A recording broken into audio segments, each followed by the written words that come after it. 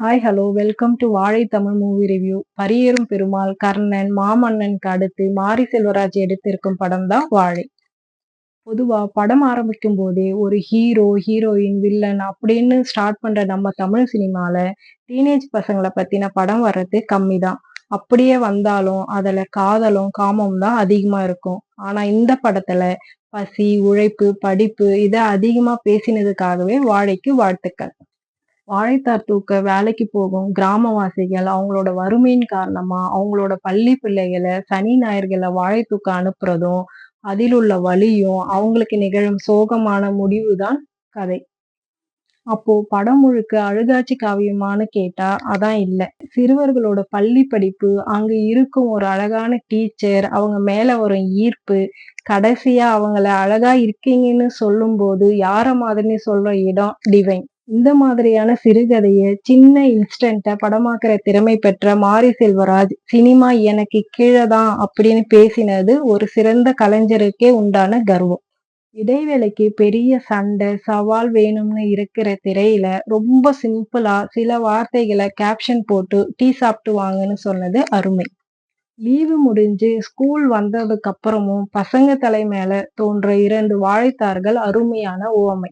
பசியோட வலி, கையில் கிடைக்கும் ₹1 நாணயம், அடுப்பில் கொதிக்கும் உலை, சேற்றில் சுற்றும் லாரி டயர்னு எல்லாம் சிறுகதையின் கடைசி வரி போல எக்ஸலண்ட்.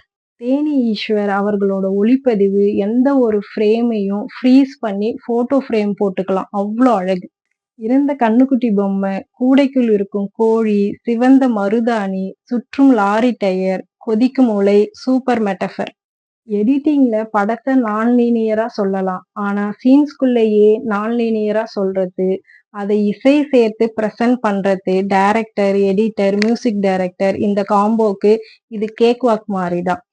திவ்யா துரைசாமி, நிக்கிலா விமல், கலையரசன் தவிர பேர் சொன்னா தெரியும் நடிகர்கள் யாருமே இல்லாத போதும் படத்தில் இருக்கும் அனைவரும் அருமையான நடிப்பை கொடுத்து இருக்கிறது ஆச்சரியம்.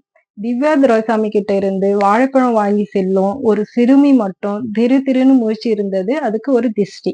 லாரியோட ஹாரன் சத்தம், மாட்டை தேடும் சிறுவனின் குரல், வாழைத்தார் சுமக்கும் தொழிலாளர்களின் மூச்சு, குடுகுடுப்பைக்காரனின் டம் டம் எல்லாம் படம் முடிஞ்ச அப்புறமும் நம்ம காதலே கேட்கும் சத்தங்களா இசையை தாண்டி டாமினேட் செய்யுது. அப்போ மைனஸ் எல்லாம் இல்லையா? வாட் நெக்ஸ்ட், வாவ் ஃபேக்டர் இதெல்லாம் இருக்காது. கதாபாத்திரம் அழும்போது உங்களுக்கும் கண்கள் கலங்கும். ஆனா கதை நகர்வு பெருசா இருக்காது. பாலா வாழைப்படத்தை பார்த்து ஸ்டன் ஆயிட்டார். நான் கடவுள் எடுத்த பாலா ஸ்டன் ஆகுற அளவுக்கு இருக்கான்னு கேட்டா தெரியல. அங்காடி தெரு படம் பார்த்து சில வருடங்களுக்கு பிறகும் துணிக்கடைக்கு போனா அந்த படம் ஞாபகம் வர மாதிரி ஒரு சில நாள் வாழைப்பழம் சாப்பிடும்போது இந்த வாழை ஞாபகம் வரலாம். கிளைமேக்ஸ் காட்சியை பிளாஷ் கட் முறையில் தொகுத்ததுக்கு பதிலா லீனியரா சொல்லி இருக்கலாம். யார் தப்பிப்பார்கள் என்ற சுவாரஸ்யம் இன்னும் கொஞ்சம் அதிகமா இருக்கும். இந்த விபத்துக்கு காரணமானவர்கள் தண்டிக்கப்பட்டார்களா இல்லையா என்பதை சொல்லி இருந்தா அரசும் நாமும் ஏழை மக்களோட மரணத்தை எப்படி கடந்து போறோம்ன்ற படிப்பினை கொடுத்து இருக்கும். அது மிஸ்ஸிங். தீரன் அதிகாரம் ஒன்றுல போராடி குற்றவாளிகளை பிடித்த காவலர்களுக்கு எந்த விருதும் பதவி உயர்வும் வழங்கப்படவில்லைன்னு சொல்லி முடிச்சப்போ வந்த ஒரு சமூக கோபம் ஆடியன்ஸுக்கு இதுல வராம போயிடுச்சுன்னா மாரி செல்வராஜ் எதிர்பார்த்த மாற்றம் எப்படி நடக்கும்? கண்ணீர் கொட்டும் அளவுக்கு சோகம் இல்ல, விழுந்து சிரிக்கும் அளவுக்கு காமெடியும் இல்ல, சீட் நுனையில உட்காரும் அளவுக்கு சீட் ஹேஜ் த்ரில்லரும் இல்ல. ஒரு ஊர்ல ஒரு சம்பவம், அது திரையில ரொம்ப நெளிய வைக்காம 2 மணி நேரம் 20 நிமிஷமா ஒரு படமா வந்திருக்கு. சினிமா ரசிகர்கள் அதை பார்த்து சந்தோஷப்படுறாங்க. அதுக்கான காரணமா வேணா பருவமழை வராம போன பூமியில சாரல் மழை சந்தோஷத்தை கொடுக்கும் இல்லையா, அந்த மாதிரி சந்தோஷப்படுறாங்கன்னு எடுத்துக்கலாம்.